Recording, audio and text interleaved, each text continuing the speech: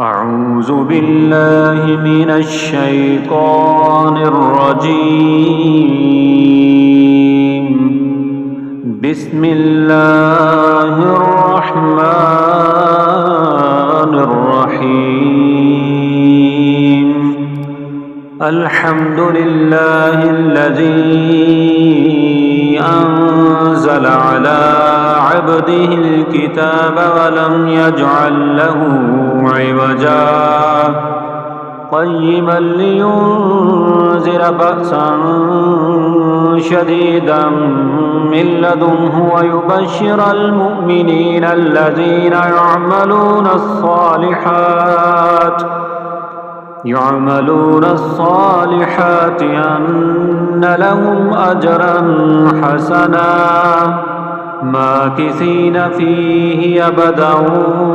وينذر الذين قالوا اتخذ الله ولدا ما لهم به من علم ولا لآبائهم كبرت كلمة تخرج من أفواههم إن يقولون إلا كذبا فلعلك باخع نفسك على آثارهم إن لم يؤمنوا بهذا الحديث أسفا إنا جعلنا ما على الأرض زينة لها لنبلوهم أيهم أحسن عملا وإنا لجاعلون ما عليها صعيدا جرزا أم حسبت أن أصحاب الكهف والرقيم كانوا من آياتنا عجبا إذ أوى الفتية إلى الكهف فقالوا ربنا آتنا من لدنك رحمة وهيئ لنا من أمرنا رشدا فضربنا على آذانهم في الكهف سنين عددا ثم بعثناهم لنعلم أي الحزبين أحصى لما لبثوا ومدى نحن نقص عليك نبأهم بالحق إنهم فتية آمنوا بربهم وزدناهم هدى وربطنا على قلوبهم إذ قاموا فقالوا ربنا رب السماوات والأرض لن ندعو من دونه إلها لقد قلنا إذا شططا هؤلاء قوم اتخذوا من دونه آلهة لولا يأتون عليهم بسلطان بين فمن أظلم ممن افترى على الله كذبا وإذ اعتزلتموهم وما يعبدون إلا الله فأووا إلى الكهف ينشر لكم ربكم من رحمته ويهيئ لكم من أمركم مرفقا وترى الشمس إذا طلعت تزاور عن كهفهم ذات اليمين وإذا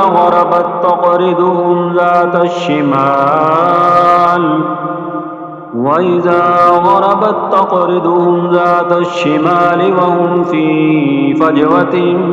منه ذلك من آيات الله من يهد الله فهو المهتد ومن يضلل فلن تجد له وليا مرشدا وتحسبهم أيقاظا وهم رقود ونقلبهم ذات اليمين وذات الشمال وكلبهم باسط ذراعيه بالوصيد لو اطلعت عليهم لوليت منهم فرارا ولملئت منهم رعبا وكذلك بعثناهم ليتساءلوا بينهم قال قائل منهم كم لبثتم قالوا لبثنا يوما أو بعد يوم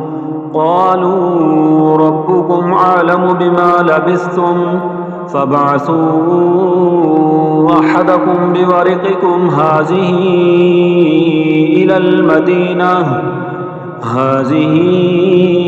إلى المدينة فلينظر أيها أزكى طعاما فليأتكم برزق منه وليتلطف ولا يشعرن بكم أحدا إنهم إن يظهروا عليكم يرجموكم أو يعيدوكم في ملتهم ولن تفلحوا إذا أبدا وكذلك عسرنا عليهم ليعلموا أن وعد الله حق وأن الساعة لا ريب فيها إذ يتنازعون بينهم أمرهم فقالوا بنوا عليهم بنيانا ربهم أعلم بهم قال الذين غلبوا على أمرهم لنتخذن عليهم مسجدا سيقولون ثلاثة رابعهم كلبهم ويقولون خمسة سادسهم كلبهم رجما بالغيب ويقولون سبعة وثامنهم كلبهم قل ربي أعلم بعدتهم ما يعلمهم إلا قليل فلا تمار فيهم إلا مراء ظاهرا ولا تستفت فيهم منهم أحدا ولا تقولن لشيء إني فاعل ذلك غدا إلا أن يشاء الله واذكر ربك إذا نسيت وقل عسى أن يهديني ربي لأقرب من هذا رشدا ولبثوا في كهفهم 300 سنين وازدادوا 9 قل الله أعلم بما لبثوا له غيب السماوات والأرض أبصر به وأسمع ما لهم من دونه من ولي ولا يشرك في حكمه أحدا واتل ما أوحي إليك من كتاب ربك لا مبدل لكلماته ولن تجد من دونه ملتحدا واصبر نفسك مع الذين يدعون ربهم بالغداة والعشي يريدون وجهه ولا تعد عيناك عنهم تريد زينة الحياة الدنيا ولا تطع من أغفلنا قلبه عن ذكرنا واتبع هواه وكان أمره فرطا وقل الحق من ربكم فمن شاء فليؤمن ومن شاء فليكفر إنا أعتدنا للظالمين نارا أحاط بهم سرادقها وإن يستغيثوا يغاثوا بماء كالمهل يشوي الوجوه بئس الشراب وساءت مرتفقا إن الذين آمنوا وعملوا الصالحات إنا لا نضيع أجر من أحسن عملا أولئك لهم جنات عدن تجري من تحتهم الأنهار يحلون فيها من أساور من ذهب ويلبسون ثيابا خضرا من سندس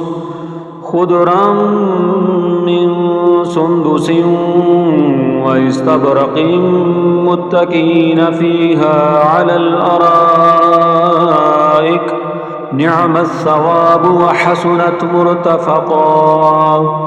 واضرب لهم مثل الرجلين جعلنا لأحدهما جنتين من أعناب وحففناهما بنخل وجعلنا بينهما زرعا كلتا الجنتين آتت أكلها ولم تظلم منه شيئا وفجرنا خلالهما نهرا وكان له ثمر فقال لصاحبه وهو يحاوره أنا أكثر منك مالا وأعز نفرا ودخل جنته وهو ظالم لنفسه قال ما أظن أن تبيد هذه أبدا وما أظن الساعة قائمة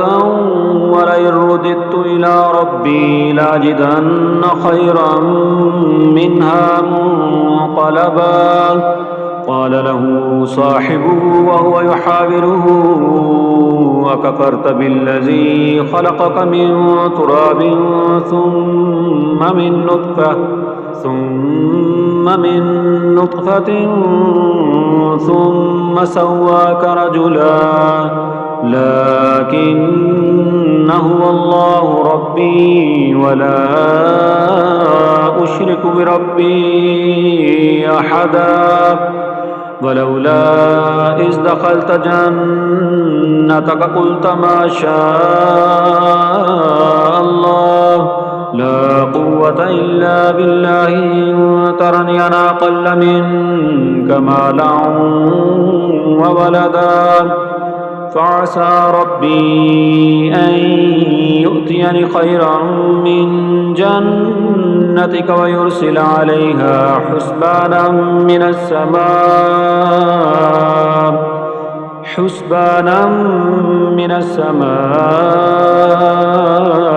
فتصبح صعيدا زلقا أو يصبح ماؤها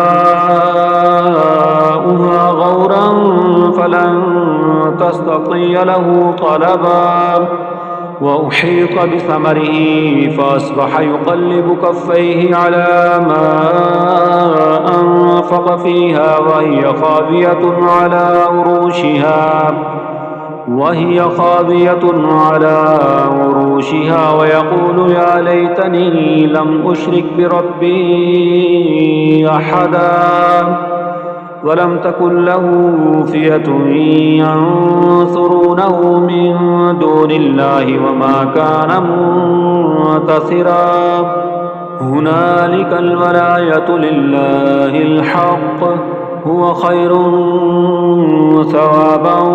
وخير عقبا واضرب لهم مثل الحياة الدنيا كماء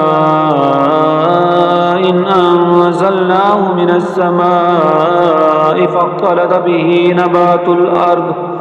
فأصبح هشيما تزروه الرياح وكان الله على كل شيء مقتدرا المال والبنون زينة الحياة الدنيا والباقيات الصالحات خير عند ربك ثوابا وخير أملا. ويوم نسير الجبال وترى الأرض بارزة وحشرناهم فلم نغادر منهم أحدا وعرضوا على ربك صفا لقد جئتمونا كما خلقناكم أول مرة بل زعمتم أن لن نجعل لكم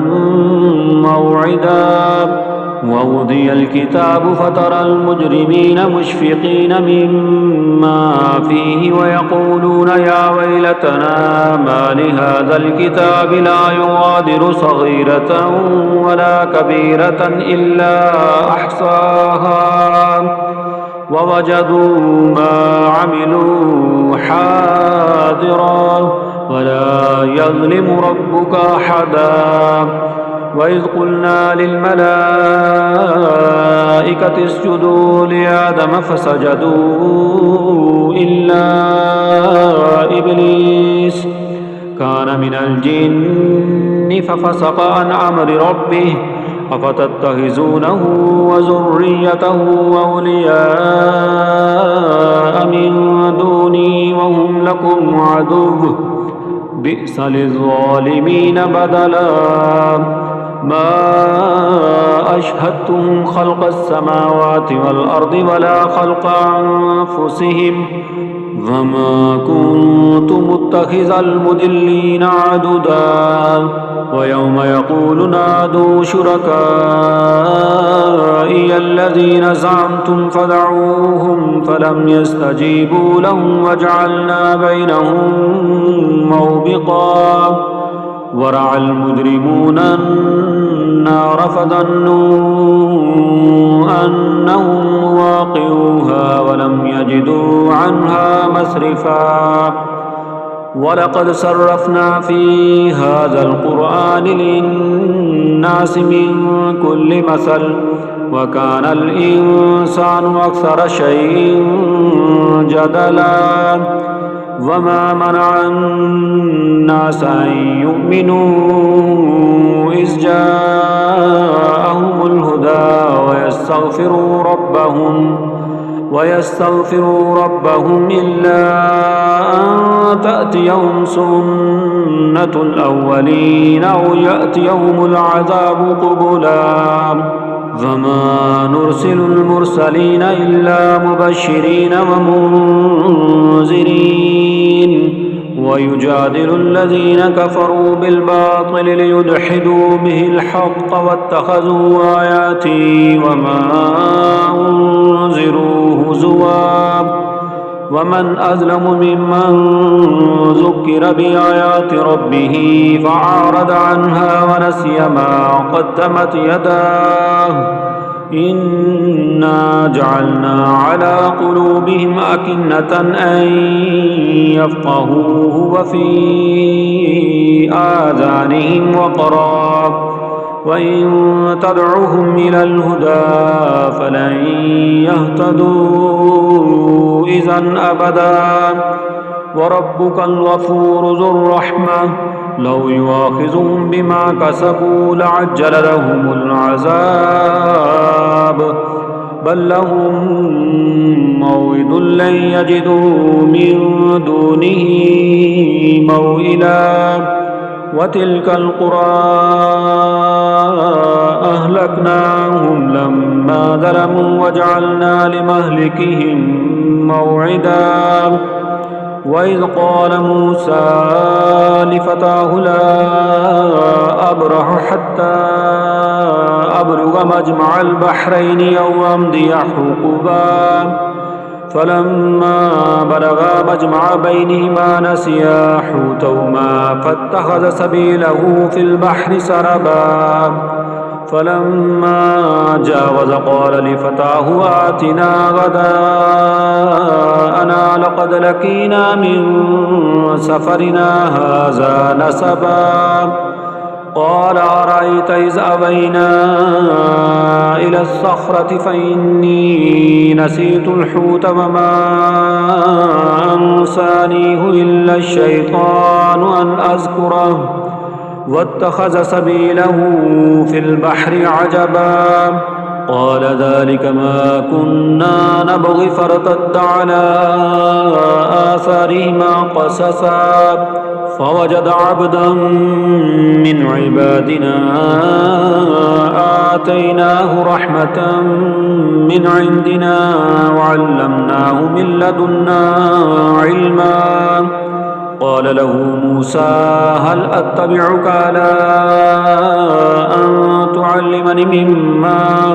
علمت رشدا قال إنك لن تستطيع معي صبرا وكيف تصبر على ما لم تحط به خبرا قال ستجدني إن شاء الله صابرا ولا أعصي لك أمرا قال فإن اتبعتني فلا تسألني عن شيء حتى أحدث لك منه ذكرا فانطلقا حتى إذا ركبا في السفينة خرقها قال خرقتها لتغرق أهلها لقد جئت شيئا إمرا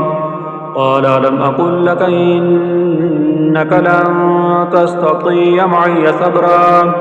قال لا تؤاخذني بما نسيت ولا ترهقني من أمري عسرا فانطلقا حتى إذا لقيا غلاما فقتله قال قتلت نفسا زكية بغير نفس لقد جئت شيئا نكرا قال لم أقل لك إنك لن تستطيع معي صبرا قال إن سألتك عن شيء بعدها فلا تصاحبني قد بلغت من لدني عذرا فانطلقا حتى إذا أتيا أهل قرية استطعما أهلها فأبوا أن يضيفوهما فوجد فيها جدارا يريد أن ينقض فأقامه قال لو شئت لاتخذت عليه أجرا قال هذا فراق بيني وبينك سأنبئك بتأويل ما لم تستطع عليه صبرا أما السفينة فكانت لمساكين يعملون في البحر فأردت أن أعيبها وكان وراءهم ملك يأخذ كل سفينة غصبا وأما الغلام فكان أبواه مؤمنين فخشينا أن يرهقهما طغيانا وكفرا فأردنا أن يبدلهما ربهما خيرا منه زكاة وأقرب رحما وأما الجدار فكان لغلامين يتيمين في المدينة وكان تحته كنز لهما وكان أبوهما صالحا فأراد ربك أن يبلغا أشدهما ويستخرجا كنزهما رحمة من ربك وما فعلته عن أمري ذلك تأويل ما لم تستطع عليه صبرا ويسألونك عن ذي القرنين قل سأتلو عليكم منه ذكرا إنا مكنا له في الأرض وآتيناه من كل شيء سببا فأتبع سببا حتى إذا بلغ مغرب الشمس وجدها تغرب في عين حمية ووجد عندها قوما قلنا يا ذا القرنين إما أن تعذب وإما أن تتخذ فيهم حسنا قال أما من ظلم فسوف نعذبه ثم يرد إلى ربه فيعذبه عذابا نكرا وأما من آمن وعمل صالحا فله جزاء الحسنى وسنقول له من أمرنا يسرا ثم أتبع سببا حتى إذا بلغ مطلع الشمس وجدها تطلع على قوم لم نجعل لهم من دونها سترا كذلك وقد أحطنا بما لديه خبرا ثم أتبع سببا حتى إذا بلغ بين السدين وجد من دونهما قوما لا يكادون يفقهون قولا قالوا يا ذا القرنين إن يعجوج ومأجوج مفسدون في الأرض فهل نجعل لك خرجا على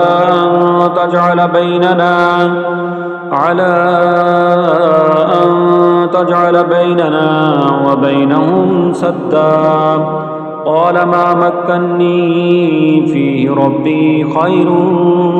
فاعينوني بقوة أجعل بينكم وبينهم ردما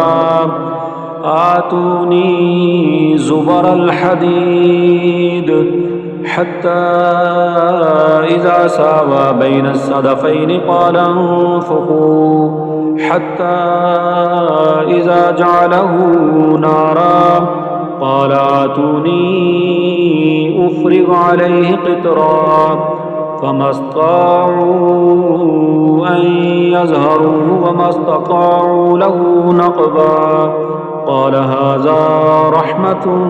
من ربي فإذا جاء وعد ربي جعله دكا وكان وعد ربي حقا وتركنا بعدهم يومئذ يموج في بعد ونفخ في الصور فجمعناهم جمعا